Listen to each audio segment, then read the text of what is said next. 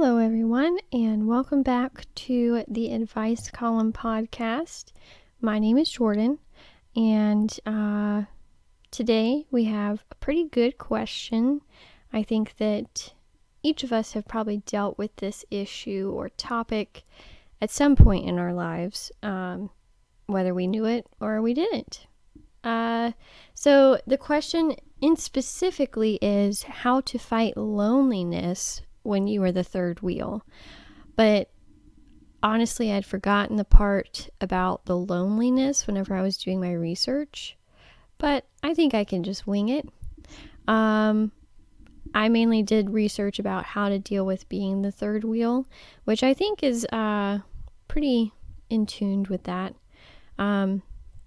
It's something that I feel like I could probably talk for days on, because out of my friend group, I was the last one to start dating.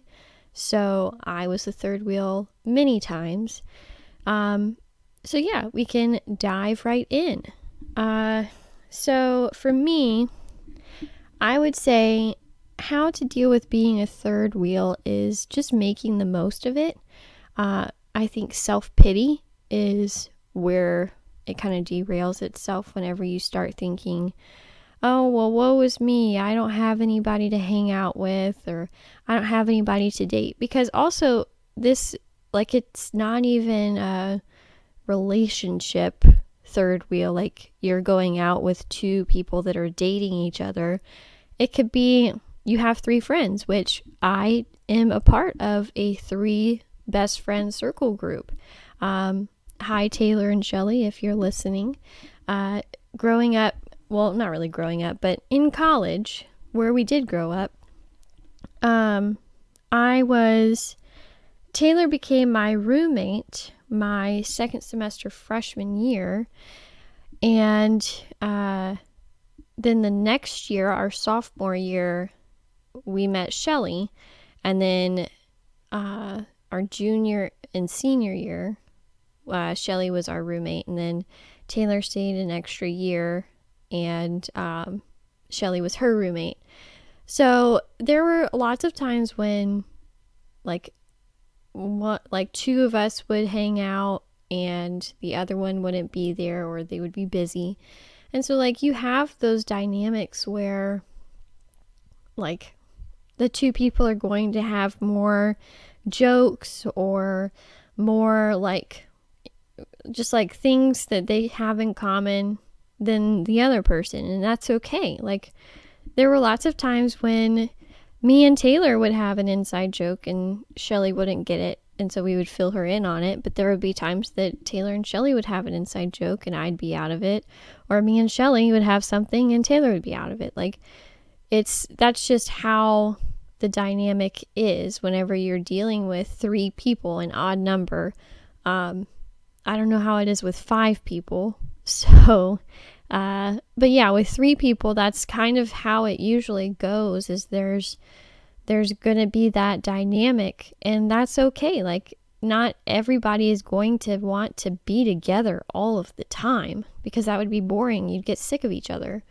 So, also with dating, if your friends are dating and you go out with them and you're the third wheel, there are tons of people that I have been the third wheel with, and I just roll with the punches. And I think finding those people that you are the third wheel with that are going to be cognizant of that, and making sure that they're not lovey-dovey and only conversating with each other, including you in the conversation. I think that's a huge thing.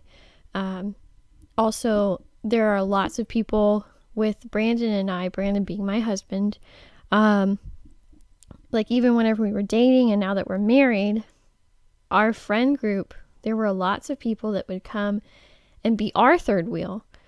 And from the get-go, we wanted people to be comfortable around us and to not feel awkward. So we made it a point that whenever we were with our friends or with other people, that we would engage them. We would conversate with them. We wouldn't be just focused on ourselves, because even though we're technically out on a date, we have time for our date night where it's just going to be the two of us. We don't have that time all the time where we have our friends with us. So we need to make the most of it and make our friends feel welcomed and included. Because I think that's the main thing, is just inclusion. I think with a lot of people, they don't realize it, that they're excluding someone, or maybe they do and they're just an awful person. But I think a lot of times people will kind of get caught up in their own world and not realize that they're leaving someone out. So I think being cognizant of that and realizing that you wouldn't want to be left out, so don't leave other people out. I think that's a huge thing that you have to be mindful of whenever you're in these situations. So like if you're out on a date with your significant other, or you are the third wheel, try to kind of engage in the conversation, even if it's something that you might not know a lot about. Just kind of bring up something that you do know a lot about and try to talk about that. Find out what the other person is involved in or interested in, and make conversation with that. I think that goes a long way whenever someone is trying to put in the effort and reach out and open themselves up to a conversation. That I feel like that makes it a lot easier. And I think in fighting the loneliness with that, I think like you can play the self-pity card all day long. It's very easy to do. It's very easy to say, well, so-and-so has someone to date. I'll never have that. Or they have somebody to hang out with. I'll never have that. Woe is me. Nobody likes me. When you have like 10 people around you that love you and want the best for you, I think it's easy to be blindsided by that you kind of feeling like worthless and like nobody wants to be around you because A, B, C, and D, and they're hanging out with all these people. They don't want to hang out with me, when in reality it's just they don't want to hang out with you because you're acting like a baby right now, to be honest. So I think just kind of keeping in mind with that and just rolling with the punches, playing it off. And if you feel awkward or like you're uncomfortable in a situation, if the two people that you're the third wheel of start making a lot of like inside jokes, or if they're a couple and they start getting like mushy gushy and kissing and everything like that, and you don't feel comfortable, you have the power to walk away from that situation. Like you can walk away. You can say, oh, I gotta go to the bathroom and go sit somewhere else, or like you can get out of this situation. And if they approach you, then just be honest. Tell them that, hey, I felt uncomfortable whenever you guys started acting like that. And if they're a good friend, they're going to say that they were sorry and they're not going to do that again. Like they're going to try to avoid being like that in public with you, or whenever they're out with you. Like they're going to try to put in an effort to not be like that. So I think that's the main way that you can fight loneliness whenever you're being the third wheel, or just kind of how to deal with being a third wheel. Just be yourself, try to have fun, and just be engaged in the situation, in the conversation. Yeah.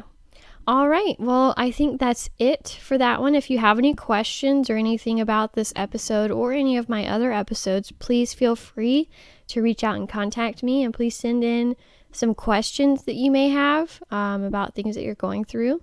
You can find me on Instagram at TAC_Dear Jordan. And you can find me on Facebook at the Advice Column Podcast. And you can email me at dearjordanadvice@gmail.com. All right, that's it for today. I'll see you guys later. Bye.